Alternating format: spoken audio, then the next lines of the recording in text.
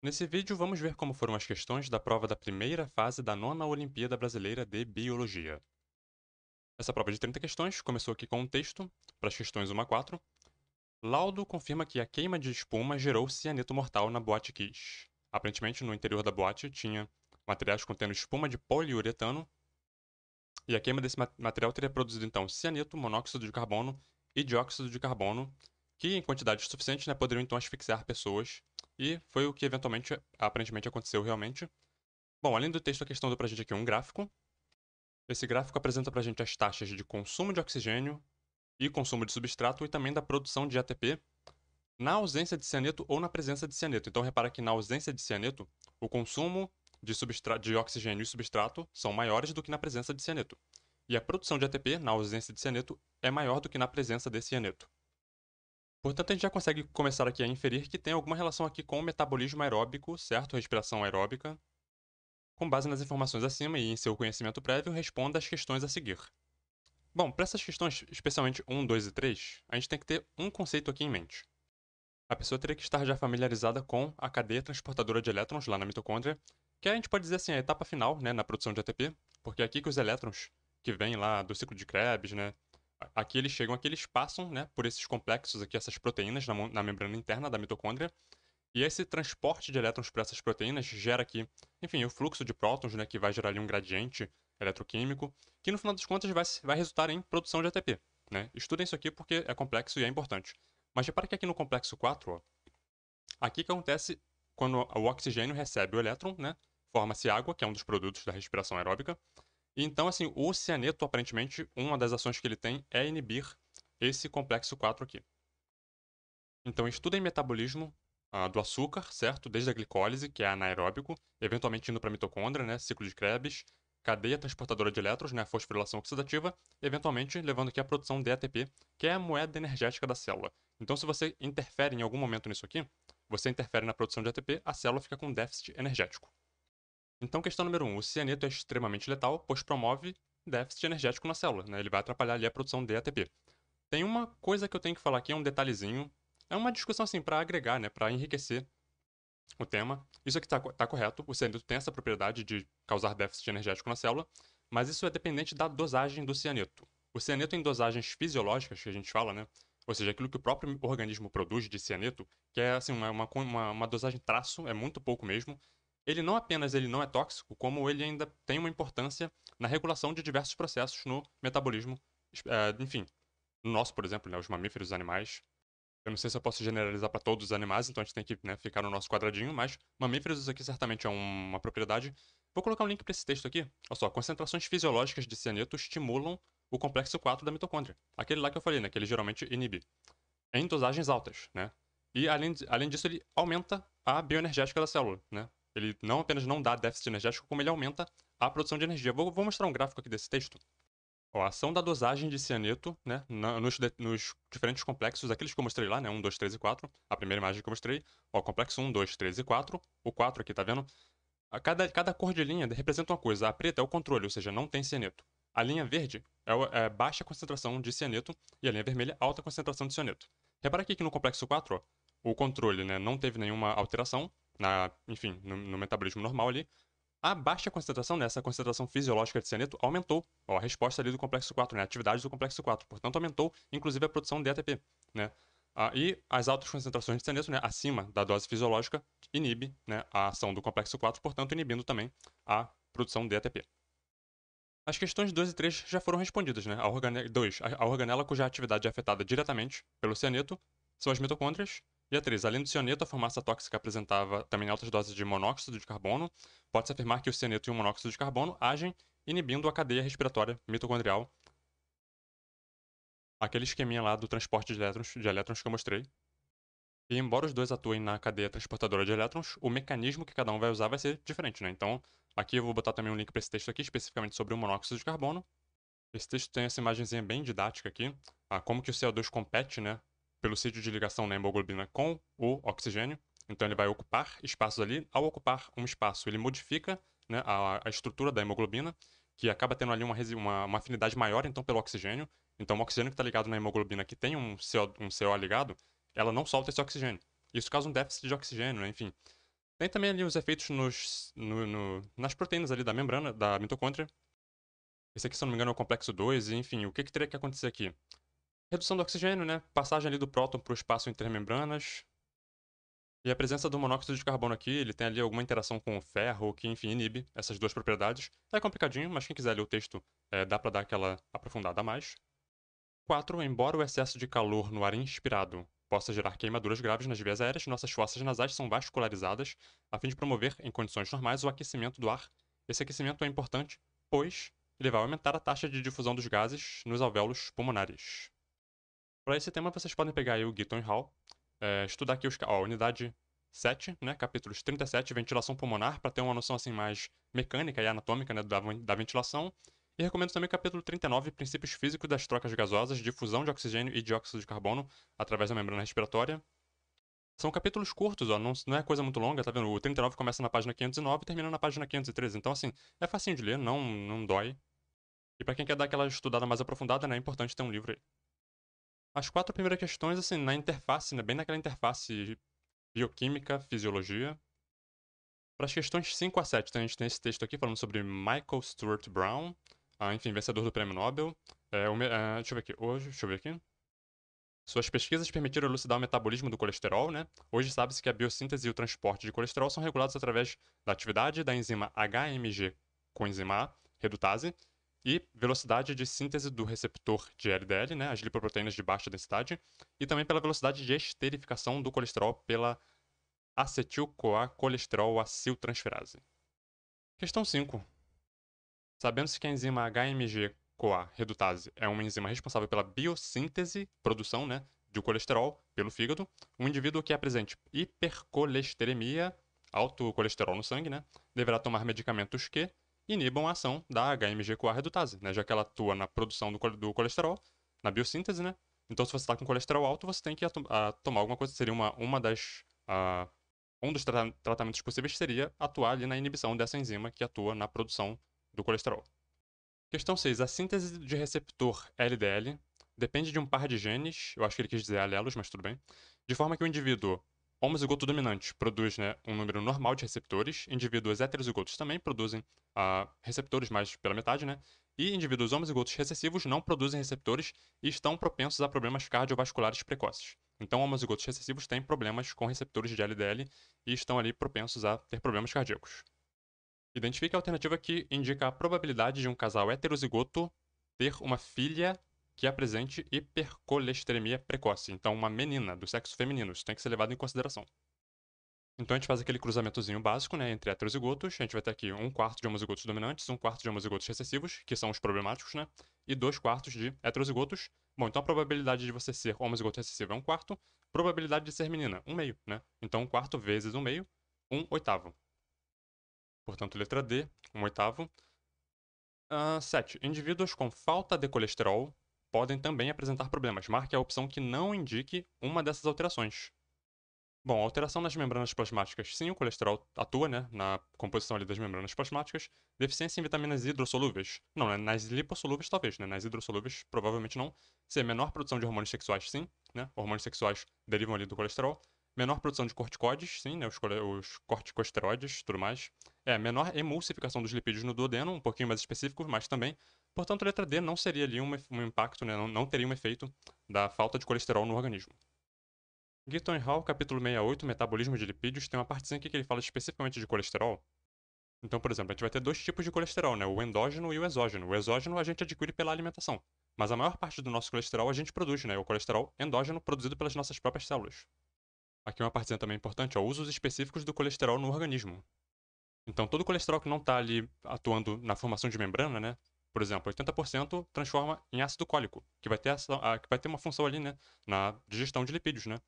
Formando ali os sais biliares. Como estava lá na questão, pequena quantidade de colesterol é usado pelas adrenais para formar hormônios adrenocorticais, pelos ovários para formar progesterona e estrogênio, então aqueles hormônios sexuais, né?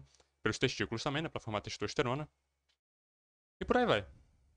E só para concluir a questão das vitaminas, né, que a gente tem aqui a vitamina D, que é uma vitamina lipossolúvel. E aqui, né, o texto vai, do Gitton Hall, só para deixar claro, né, vai ter também aqui a participação do colesterol na formação do colecalciferol, que é a vitamina D na forma ativa, né? Pela irradiação da pele, ela é ativada pela irradiação da pele a partir do desidrocolesterol. Enfim, só para mostrar que o colesterol atuando numa enzima lipossolúvel. Texto para as questões 8 a 10, falando sobre a atriz americana Megan Bialik, espero que seja assim que se pronuncie. Bom, ela interpreta uma neurobióloga na série de TV The Big Bang Theory, mas ela na vida real ela é PhD em neurociência. E na vida real ela é, aparentemente, segundo o texto, porta-voz, né, de um movimento ali que prega o cuidado parental radical, né? Então, assim, da amamentação prolongada para os filhos. Não sei o que prolongada quer dizer, talvez por mais tempo. Bom, dormir junto com a criança, carregá-lo por mais próximo ao corpo, né? Utilizando slings, que é uma espécie de bolsa que deixa o bebê colado, né, com a mãe. Lembrando ali o que os marsupiais fazem, né? Questão número 8. A neurociência é uma área bastante importante da biologia. A respeito desse tema, marque a afirmativa errada. Bom, as principais células do sistema nervoso são os neurônios? Pode-se dizer que sim, né? Claro que a gente sabe hoje que as células da glia têm também uma importância fundamental ali, mas eu não ficaria tão, assim, irritado se alguém dissesse que os neurônios são os mais importantes. Assim como no final do jogo de futebol, geralmente o cara que fez o gol é eleito o melhor do jogo, né? Mas todo mundo sabe que os outros 10 jogadores também foram importantes para que o jogo fosse, né, uma vitória. Mas geralmente o cara que faz o gol é o considerado o melhor, né? Então, assim, ok. B. O impulso nervoso é usualmente elétrico dentro do neurônio. Dentro, eu diria, na membrana, mas ok. Químico entre os neurônios, sim, né? As sinapses ali, os neurotransmissores, né? Bom, C. As moléculas responsáveis pela transmissão do impulso químico são chamados neurotransmissores, sim. Epinefrina, acetilcolina e dopamina são exemplos de neurotransmissores, correto. Letra E. Células da glia não são importantes para o estabelecimento de sinapses, como eu disse aqui na letra A. As células da glia são não importantes, mas fundamentais para o estabelecimento de sinapses e também para todo o suporte ali do sistema nervoso, né? Portanto, assim, as células da glia são fundamentais. Então a letra E está errada. 9. A amamentação é fator fundamental para o pleno desenvolvimento do organismo. Marque a alternativa errada sobre esse assunto. Então, letra A. A amamentação estreita o vínculo afetivo entre a mãe e o bebê? Depende da mãe, né? Mas geralmente isso aqui está correto. Letra B. O leite materno contém anticorpos que conferem proteção para o recém-nascido? Isso aqui também está correto. C. O colostro não deve ser dado ao recém-nascido? Na verdade, o colostro deve ser dado ao recém-nascido. O colostro é aquele primeiro leite ali que a mãe produz, né? Então, assim, ele é um leite rico, super nutritivo, tem também presença ali de anticorpos. Na verdade, é uma parte fundamental ali do processo de amamentação. O estímulo à produção do leite tem a participação de hormônios? Sim, estudem aí, né? Ocitocina, prolactina. Prolactina na produção do leite, né? Ocitocina atuando ali por um mecanismo de feedback positivo, né? Na ejeção do leite, quando da sucção do mamilo. Letra E. Algumas doenças como a AIDS podem ser transmitidas através do leite materno contaminado. Isso aqui também está correto. Então a letra C seria aqui a errada. 10. A prática do sling, ver texto, é comum entre os mamíferos, especialmente no grupo dos metateres, os marsupiais. Livro Puff, A Vida dos Vertebrados, melhor dizendo. Já recomendei esse vídeo várias vezes aí esse livro em vídeos anteriores.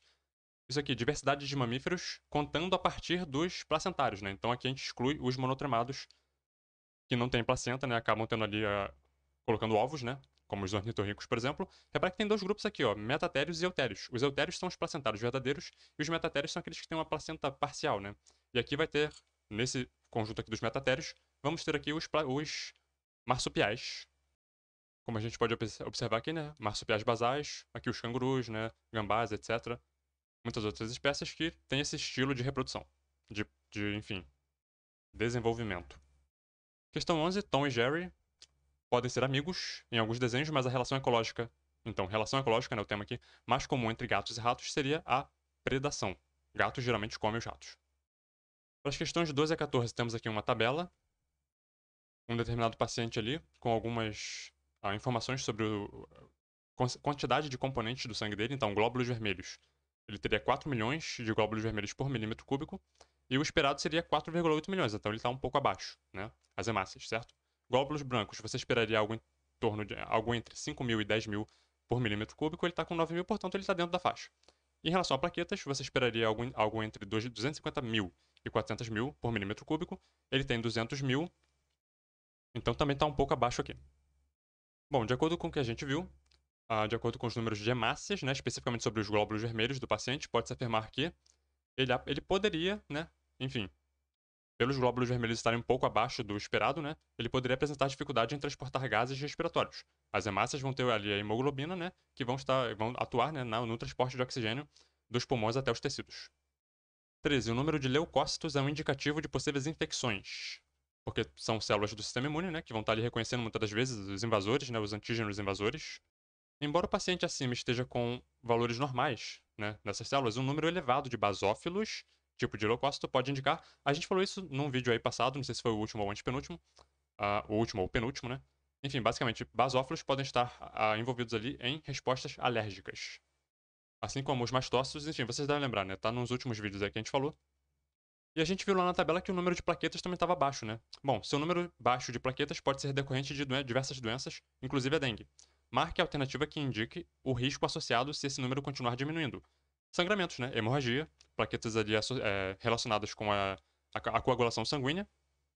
Um tema também interessante para se estudar, né? Coagulação sanguínea, um tema super complexo. E o papel das plaquetas nesse processo, que é realmente um processo super complexo.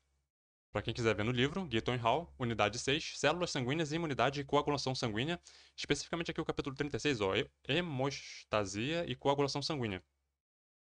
Ó, mecanismos de coagulação sanguínea, condições que causam sangramento excessivo, né? Enfim, tem tudo aqui. Mais um textinho aqui para as questões 15 a 17. Agora a gente vai falar sobre um filme, Os Croods. Isso aqui, ao meu entender, é uma tentativa, né, dos formuladores da prova de trazer alguns elementos, assim, da cultura geral, né, para os participantes, né, se, enfim, interessarem mais pelas questões, né. De repente a pessoa assistiu esse filme aqui e gostou muito, né.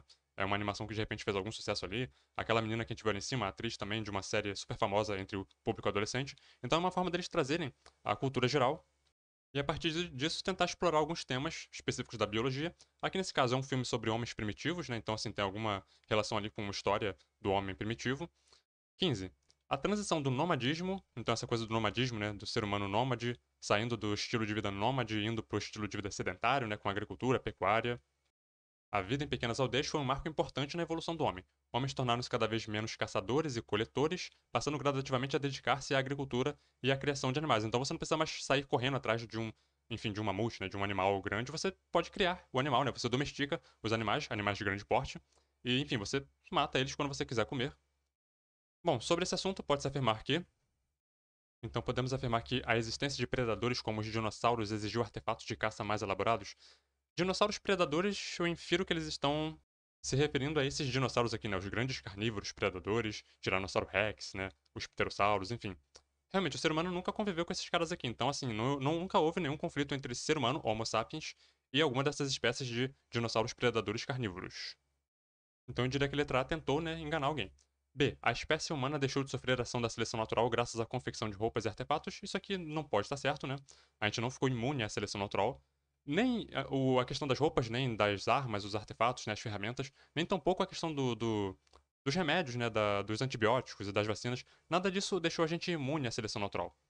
A gente continua exposto à seleção natural porque a seleção natural é um conceito muito mais complexo do que a mera sobrevivência de alguns indivíduos por conta de uma tecnologia. A gente tem que lembrar que qualquer fator que determine ali uma redução ou um aumento na reprodutividade de um determinado indivíduo é a seleção natural. A seleção natural atua, né, nessa coisa do potencial reprodutivo do indivíduo. Mas eu entendi o que eles quiseram dizer aqui. Só que tá errado, certo? E a gente pode até filosofar um pouquinho mais e ir além e dizer o seguinte: até que ponto o ser humano ter chegado a um nível cognitivo de conseguir confeccionar roupas, ferramentas, enfim, remédios, né? Até que ponto isso não é já produto também ali de um processo evolutivo que culminou num cérebro capaz de confeccionar, né? De criar esse tipo de tecnologia. É uma discussão bem interessante. Agora, a letra C. O uso do fogo permitiu maior obtenção de nutrientes, sim, né, por causa do cozimento da carne, enfim, da comida de uma maneira geral, defesa e construção de novos artefatos. Então, obtenção de nutrientes por conta do cozimento do alimento, né? A defesa, sim, o fogo, né? A defesa contra animais predadores. Construção de novos artefatos, né? Pelo derretimento, por exemplo, de metais, a gente conseguiu criar outros metais mais fortes. E, enfim, por aí vai. 16. Os seres humanos são mamíferos, amamentam seus descendentes, né, e produzem uma enzima intestinal que quebra a lactose em dois açúcares, glicose e galactose. Bom, além disso, os humanos são os únicos mamíferos que continuam a usar leite de outros animais, né, como fonte significativa de nutrição depois da infância. Então, adultos bebendo leite, apenas em seres humanos isso acontece. Acredita-se que seu surgimento tenha ocorrido de forma independente, né, em grupos na Europa, África e Oriente. Acho que aqui ele está se referindo à resistência, na verdade, à capacidade de digerir a lactose, a tolerância à lactose, né?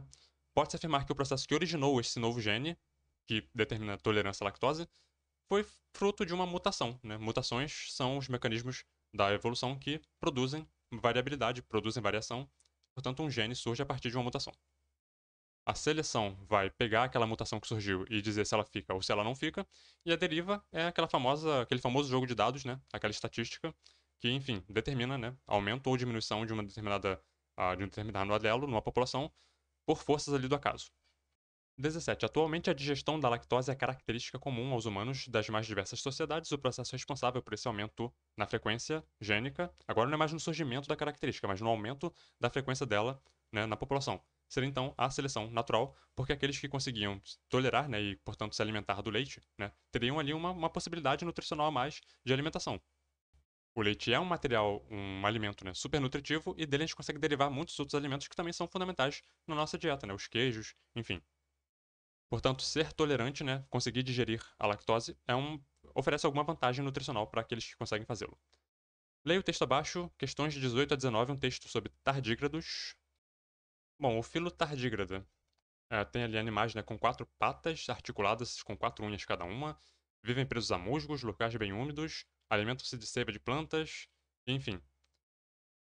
O texto fala um pouco também sobre a resistência, né, sobre como que eles têm ali mecanismos de resistência a situações ali que seriam, né, para quase a totalidade dos outros seres vivos seria fatal. Para eles, eles conseguem criar formas de resistência. Então, eles conseguem, enfim, resistir, por exemplo, a altas temperaturas, né, 140 graus, e até mesmo abaixo de 270 graus Celsius, o que é quase frio absoluto. Enfim, resistem à radiação, etc. Bom, 18. Com base nas informações acima, pode-se afirmar que o filo do reino animal, reino animalia, né, com maior relação de parentesco com os tardígrados seria o filo Arthropoda. Aqui a gente tem que fazer apenas uma breve discussãozinha. Para saber mais sobre tardígrados, peguem aí o livro de invertebrados preferido de vocês, eu recomendo o Brusca, né? Bom, capítulo 20, surgimento dos artrópodes, tardígrados, onicóforos e, enfim, plano corpóreo dos artrópodes, né?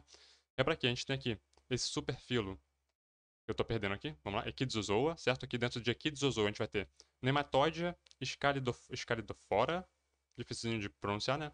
E Panartrópoda, certo? Em Panartrópoda, essas classificações aqui é muito importante a pessoa estar sempre se atualizando, mas isso aqui tudo, né, tem aqui um consenso.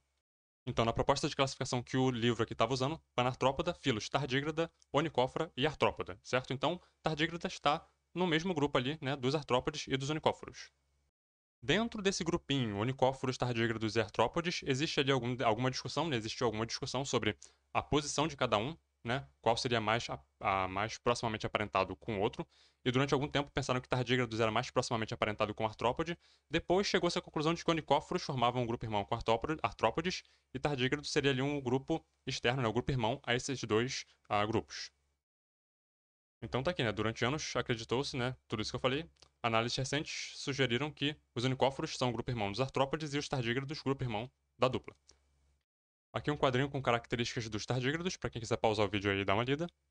E aqui uma arvorezinha daquela discussão que eu puxei ali em cima, né? Panartrópoda. A gente tem aqui tardígrado no grupo, vamos colocar assim, grupo externo. E daqui a gente tem artrópoda, a gente vai ter aqui onicóforos mais próximos daquilo que a gente, né, chama dos artrópodes mesmo, né? Os quelicerados, miriápodos, crustáceos, hexápodos, que são os insetos, né? Etc. Então aqui nessa questão 18 a gente deixa ela passar apenas e tão somente porque não tinha nenhuma alternativa com onicóforos, né? Ah, do jeito que eles redigiram aqui o texto, né? Se tivesse onicóforos aqui nas alternativas, eles ainda se colocassem gabarito letra B, estaria incorreto, né? Porque artrópodes e unicóforos formam um grupo irmão, de acordo com aquela proposta que a gente viu lá, né? E tardígrados estaria ali como grupo irmão desses dois. Mas como não tinha unicóforos aqui, e a artrópoda realmente, dentre os que foram oferecidos aqui como alternativas, era o mais próximo, então, ok, deixamos passar. 19. De acordo com o exposto no texto, a criptobiose, retornar à vida após condições críticas, é uma característica típica desses animais. Sua reanimação depende da reidratação, pois a água, e aqui tinha meio que uma pegadinha, né? Por exemplo, letra A, é o composto mais abundante dos seres vivos? Sim, a água é o composto mais abundante dos seres vivos. Só que eu não sei se isso é suficiente para você dizer que por isso, né, você consegue reanimar um ser vivo. Por exemplo, a minha piscina é composta 99% de água e nem por isso ela sai por aí andando, né? E, enfim, agora, a água participa de inúmeras reações metabólicas. Aí sim a gente pode pensar, né, que você consegue reanimar um ser vivo ao reativar as funções metabólicas dele. A água sendo ali o solvente universal, né, e também atuando como a reação, como reagente, né, em diversas rotas metabólicas ali, tanto como reagente como produto, então tendo essa função super importante. Textinho para as questões 20 a 21, falando ali sobre a relação mutualística entre pulgões e formigas, né? Os pulgões se alimentam ali da seiva elaborada das plantas. ele, enfim, penetra ali os vasos do floema, retira a seiva elaborada, que contém açúcares, né? E ele deixa extravasar um pouquinho dessa seiva pelo fundo dele ali, né? E algumas formigas chegam ali, inclusive conseguem se alimentar, né, com essa seiva extra que eles eliminam.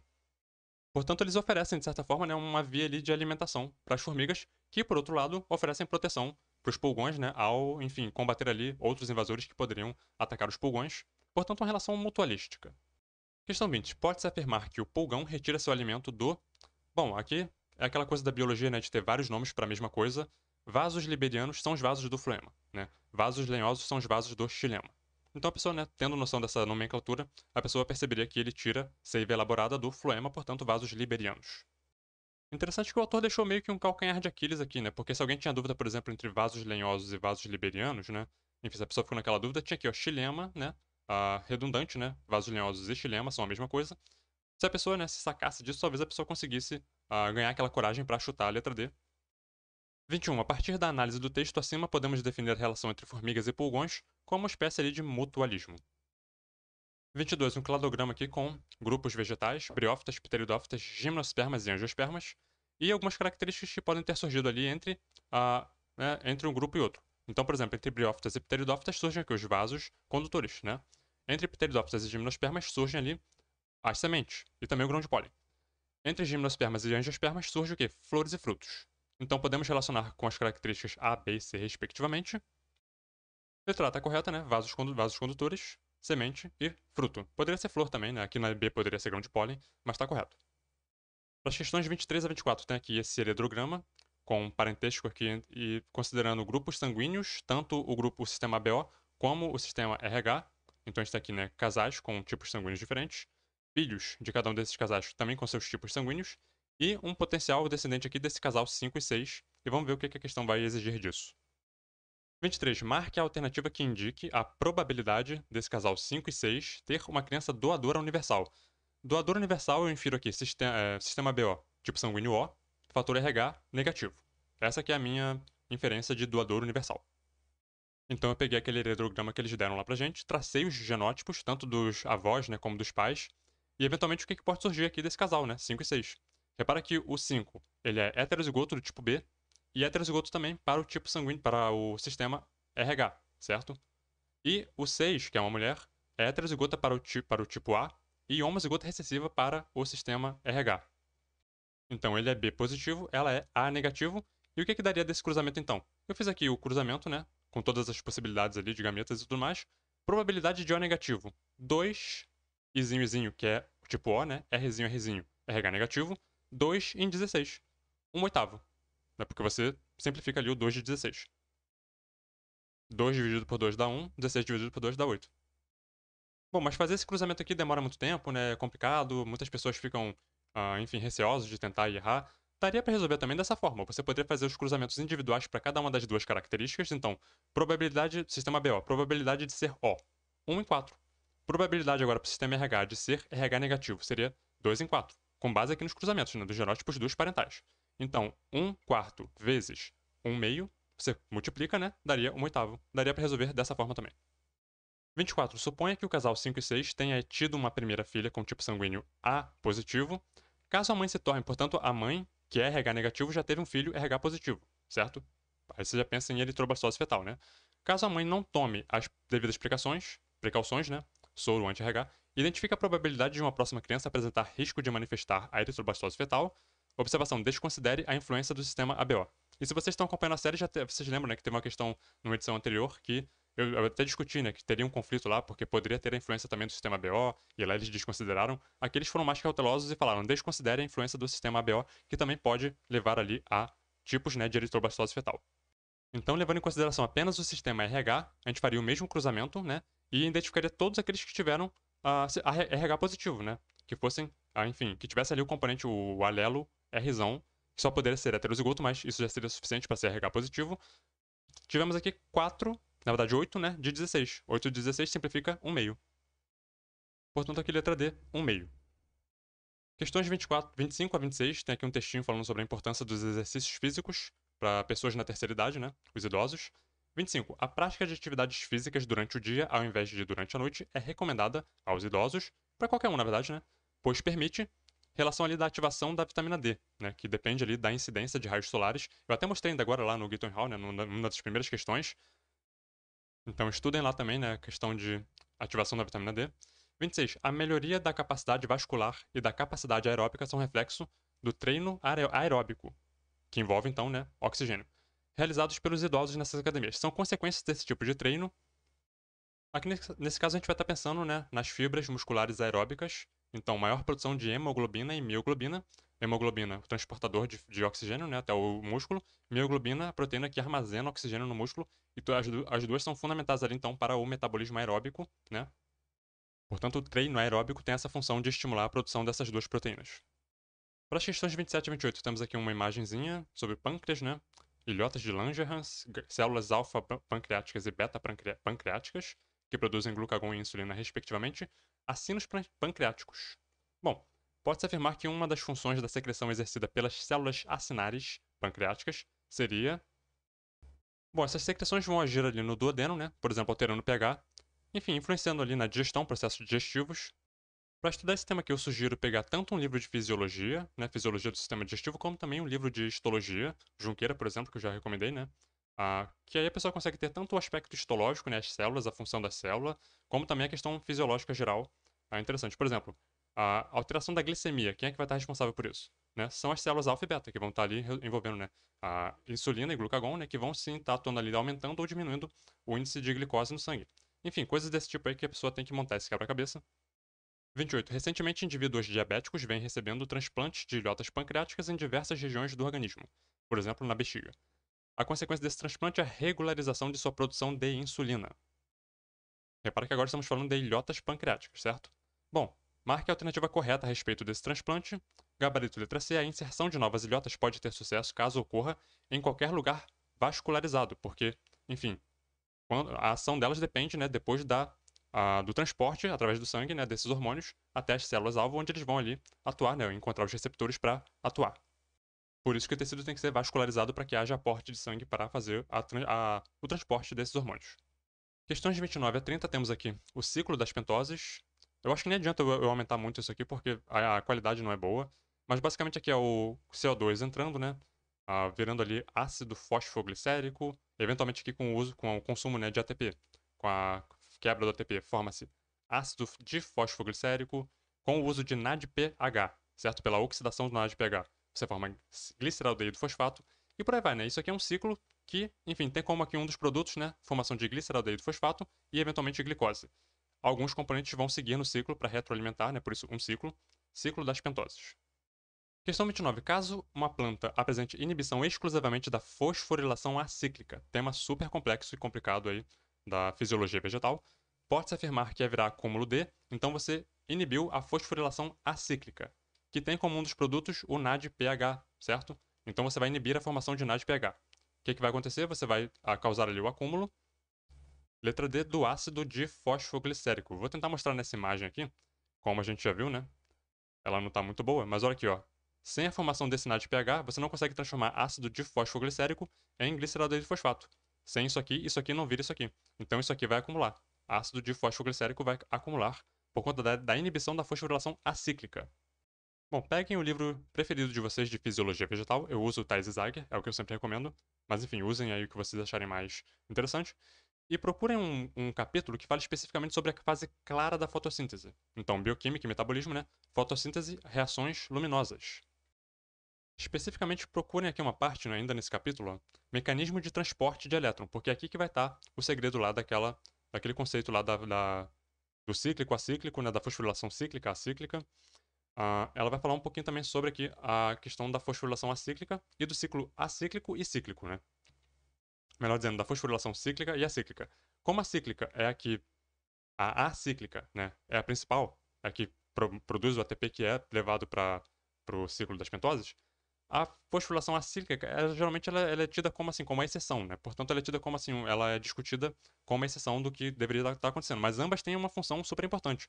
A fosforilação cíclica, por exemplo, ela tem uma função fundamental de produzir ATP suficiente que a fosforilação acíclica não conseguiria produzir. E esse ATP acaba sendo fundamental ali para o resto da fotossíntese. Então, assim, ela tem também sua função e ela é muito importante. O padrão, né? o que envolve a continuidade para o ciclo das pentoses é a acíclica. E basicamente o que vai estar acontecendo, eu vou explicar de forma muito resumida porque o negócio é bem complicado. Semelhantemente ao que está acontecendo lá na mitocôndria, né? Nas mitocôndrias, onde os elétrons vão passando, né? Através ali de proteínas na membrana, e esse transporte de elétrons eleva, no final das contas, leva ali à produção de ATP. Aqui, a função desse transporte de elétrons é formar esse NADPH e também formar ATP, né? Aqui no estroma, nos tilacoides, né? Dos cloroplastos.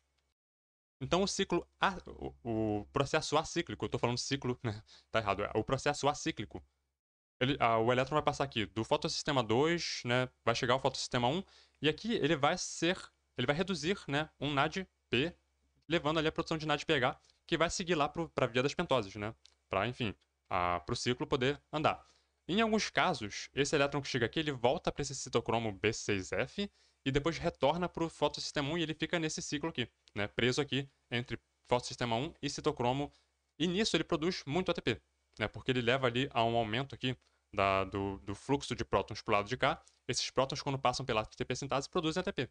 Então, de certa forma, isso aqui tem uma função muito importante de produzir ATP em grandes quantidades para suprir a planta com energia que a via normal não é capaz de fazer. Bom, eu devo ter explicado muito mal, mas eu dei o meu melhor. Peguem o livro e leiam, tá? E, enfim, vou colocar algum link na descrição também para algum texto acessível aí. Bom, por fim, questão 30. Sobre o processo acima, pode-se afirmar que... E processo acima, eu infiro que eles estão falando da via das pentoses, né? Bom, sobre a via das pentoses, pode-se afirmar que ela depende dos produtos da fase fotoquímica. Então, como a gente discutiu aqui, né? Sem esse NADPH, né? A gente não conseguiria transformar de fosfoglicérico, ácido de fosfoglicérico, em gliceraldeído fosfato. Portanto, né? Ela depende aqui de um produto lá da fase clara, né? Da fase fotoquímica, da fotossíntese, para poder continuar processando. Portanto, letra D. E com isso nós ficamos por aqui. Muitas questões de fisiologia, né? Como sempre. Nos vemos no próximo vídeo, então, para ver a segunda fase da 9ª Olimpíada Brasileira de Biologia. Até lá!